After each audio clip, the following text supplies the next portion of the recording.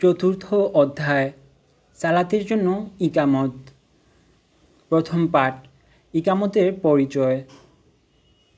ইকামত শব্দের অর্থ দাঁড় করানো, প্রতিষ্ঠিত করা।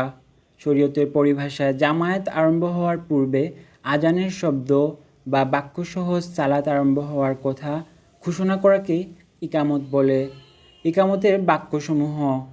ইকামতের বাক্যসমূহ আজানের অনুরূপ, তবে হাইয়া আলাল ফালাহ বলার পর কাদ কামাতিস সলাহ অতিরিক্ত দুবার বলতে হয়।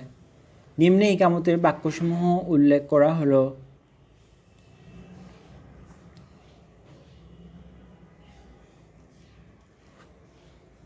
আল্লাহু আকবার অর্থ আল্লাহ মহান 4 বার।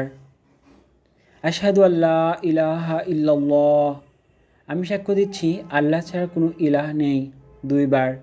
আশহাদু আন্না মুহাম্মাদার রাসূলুল্লাহ আমি সাক্ষ্য দিচ্ছি মুহাম্মদ সাল্লাল্লাহু আলাইহি সাল্লাম আল্লাহর রাসূল 2 বার।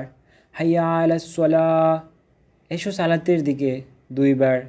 হাইয়া আলাল ফালাহ এসো কল্যাণের দিকে 2 বার।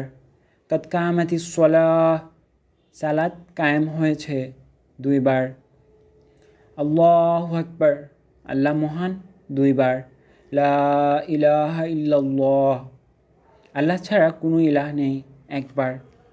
ইকামতের মধ্যে এভাবে 8টি বাক্য 17 বার উচ্চারণ করতে হয়। ইকামতের সুন্নত তরিকা। ইকামত অর্থ দাঁড় করানো। জামায়াত শুরু হওয়ার আগে আজানের কথাগুলো পুনরায় বলা এবং কথা ঘোষণা করা যে জামায়াত দাঁড়িয়ে যাচ্ছে। এজন্য ইকামতে হাইয়া আলাল ফালাহ এরপর কাদ কামাতিস সালাহ বলা হয়, অর্থাৎ সালাত দাঁড়িয়ে গেছে। এর জবাবে মুসল্লিগণও বলবে কাদ কামাতিস সালাহ।